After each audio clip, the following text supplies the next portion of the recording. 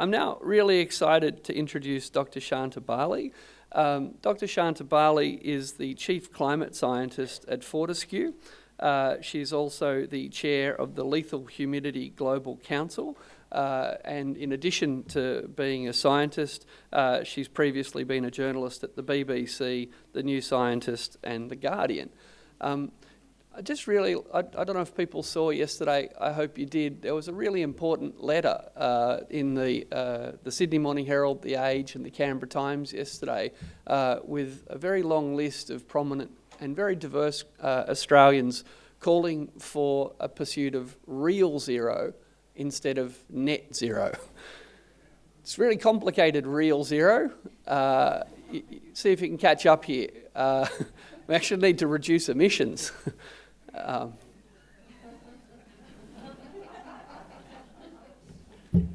That's all I got. The accounting tricks, the distractions of offsets have got in the way of the fact that in Australia we can say without integrity that we're transitioning away from fossil fuels while transitioning towards them. Talking about net zero has distracted us from the fact that we're still expanding the cause of climate change. And I suspect Dr. Shanta Barley might talk a bit about that this morning with us. Please join me in welcoming Shanta.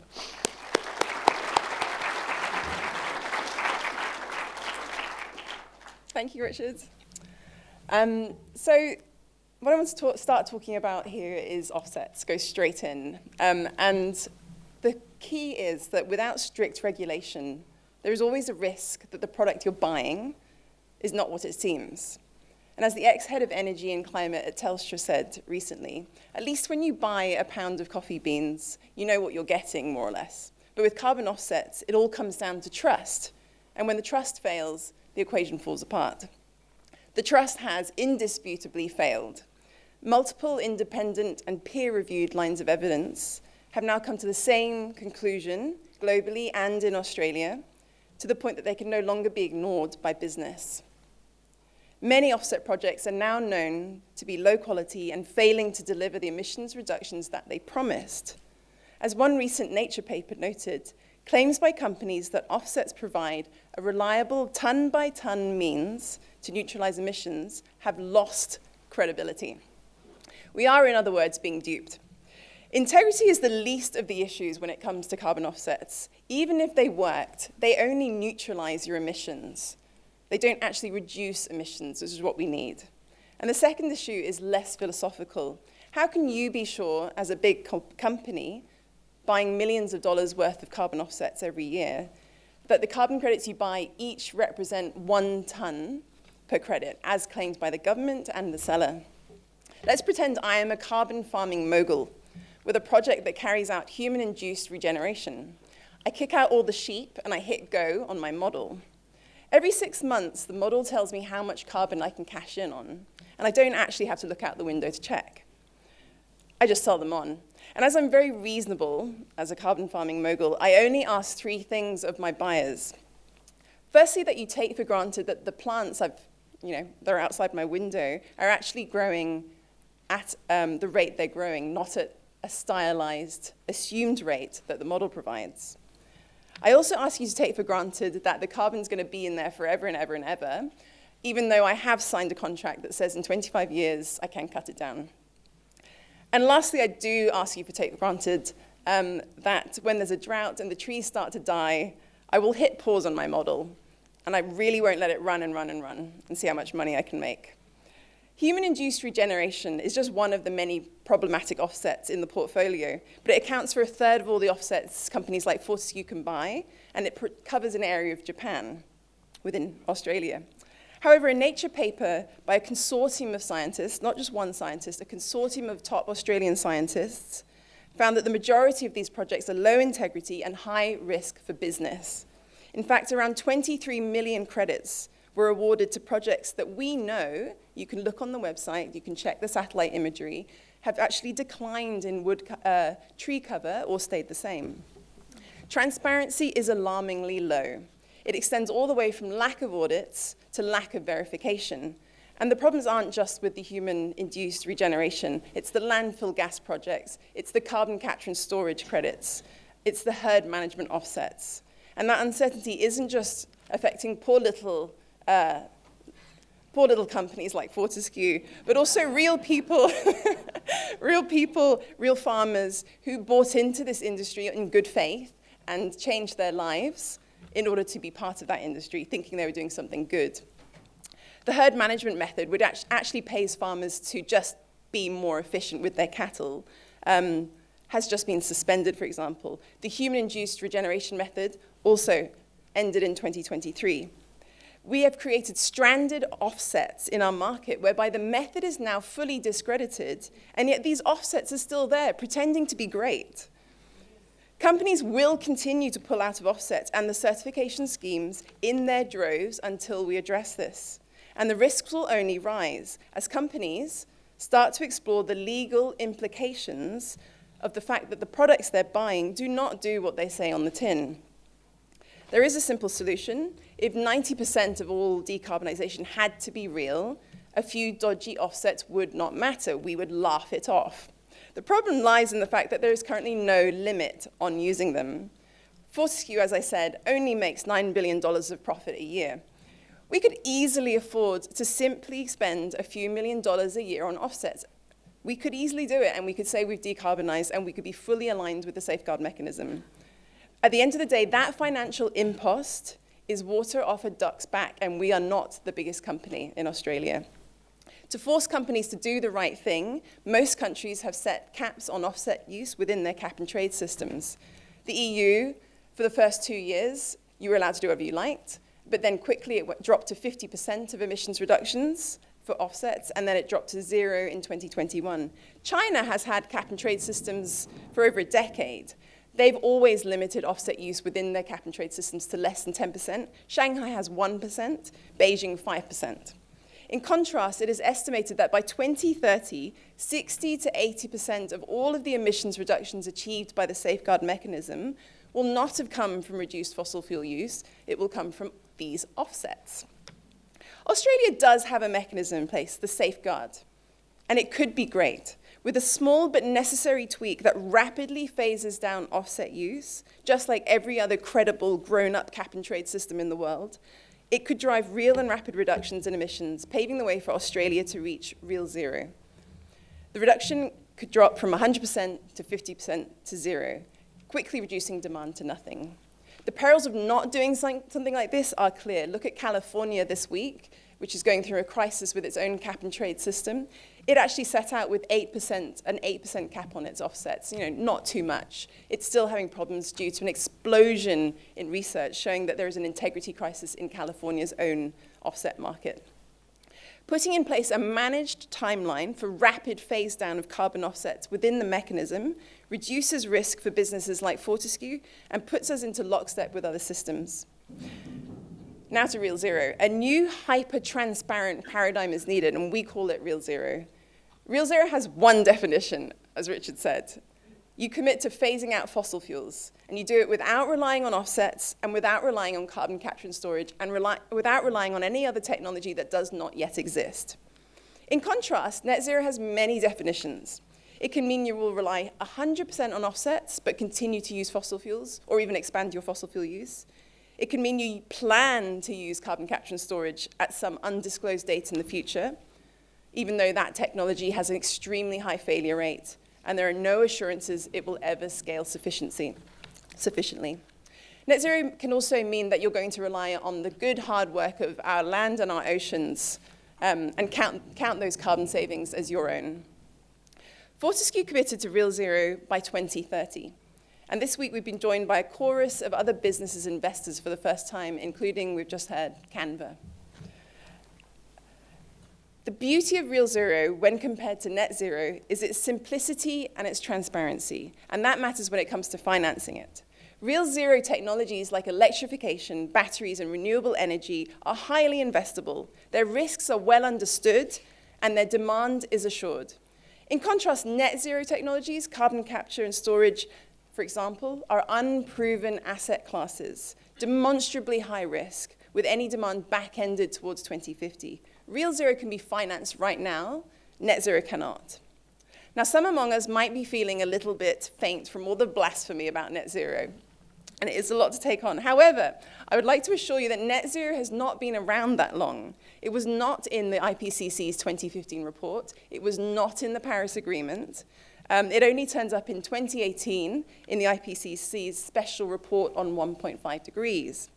And in that report, the specific definition of net zero was that you could achieve 1.5 degrees if you reduced your emissions to net zero by 2050, and immediately follow that with a long period of deep, globally negative CO2 cuts. The concept of net zero was never meant to apply to businesses, a single business, only to a global carbon budget that took into account that complex balance of natural carbon sinks and this carbon drawdown technology that we're going to invent by 2050. Unfortunately, there is no evidence yet that we will achieve the level of carbon drawdown that the IPCC assumes. A recent Nature paper estimated that maybe we will get to 5 to 6 billion tons of CO2 per year of carbon drawdown by 2050. But the IPCC requires 6 times that much to hit net zero by 2050. While the science shows that we cannot rely on carbon drawdown, of course the business interests backing it are enormous. By some estimates, several $1 trillion worth of oil and gas can still be extracted as long as we can get carbon drawdown to work. And just to really put to bed the discomfort that is trying to knock net zero, the scientists themselves, even the ones who coined the term net zero, are increasingly disassociating themselves from it. And I go look in the scientific literature from this year and last, you will see them writing things like, net zero is not the first example of everyone agreeing that something is a good idea before agreeing exactly what it means. That's from Professor Miles Allen, the godfather of net zero. Another comment, on a planetary scale, net is still valid. On a country or company scale, however, competition should be over who can decarbonize most and fastest, not over scarce credits. And finally, in a Nature paper recently, scientists noted, if we want science to help guide action, we need to actively resist overly simplistic catchphrases like net zero by 2050. This is a Nature paper. The criticism is explicit. Net zero cannot serve as a substitute for science. So the scientific community has moved on, and so must we. The answer is to go back to first principles, a focus on reducing fossil fuel use. Everything else is a distraction. It won't happen overnight, but it does need to happen quickly. The research shows that humanity has to stop burning fossil fuels by 2030 for a 50-50 chance of 1.5, and by 2040 for a 50-50 chance of well below 2. So we need to end fossil fuel use by 2030 for a 50-50 chance of 1.5. We have committed to real zero by 2030 in alignment with that. We are one of the world's largest producers of iron ore. Our Scope 1 and 2 emissions are 2.7 million tons of CO2, which is just less than Iceland's. And by 2030, we still are determined to eliminate fossil fuels from our operations. Fighting in our corner is the fact that the Pilbara is a great place for wind and solar. However, there is no actual grid in Northwest Australia, so we have to build a grid, which involves 1,000 kilometers of transmission line and 2 to 3 gigawatts of renewable energy, which is a large amount.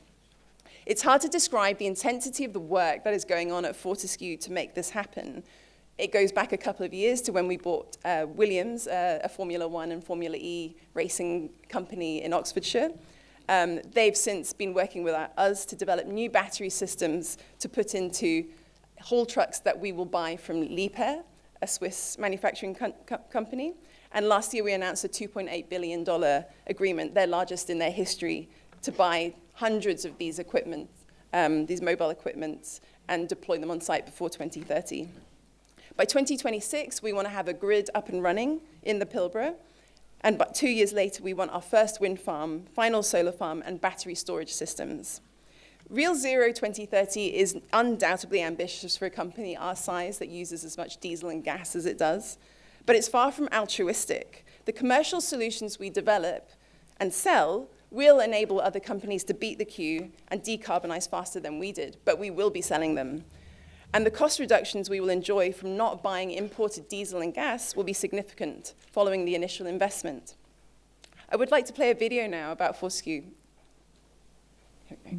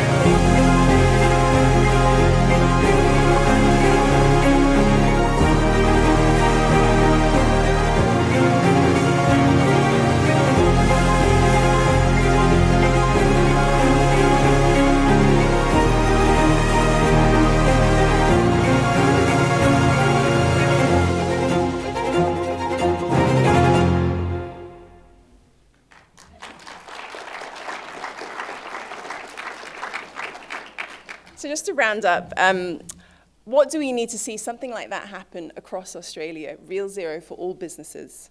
The government has done many things to incentivize business to decarbonize, and they have recently announced tax credits for hydrogen and the $2 billion green aluminium production credit. But we need so much more to bring down the cost of renewable energy. We need real zero targets that are mandated with clear phase-out timelines for fossil fuels. We need to rapidly phase out fossil fuel subsidies and stop approving new coal and gas.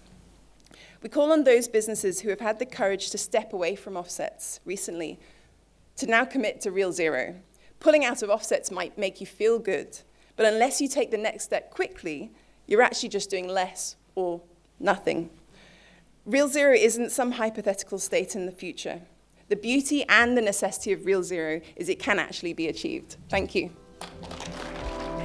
Thanks for watching, and a very special thank you to all our supporters who help keep us running. We're not funded by political parties or fossil fuel companies or government, but by people like you who know the importance of evidence-based research in shaping the critical decisions facing Australia. If you'd like to support us to continue exposing inconvenient truths, challenging vested interests, and explaining the big issues in plain English, please consider making a tax-deductible contribution today. Visit our website australiainstitute.org.au to find out more.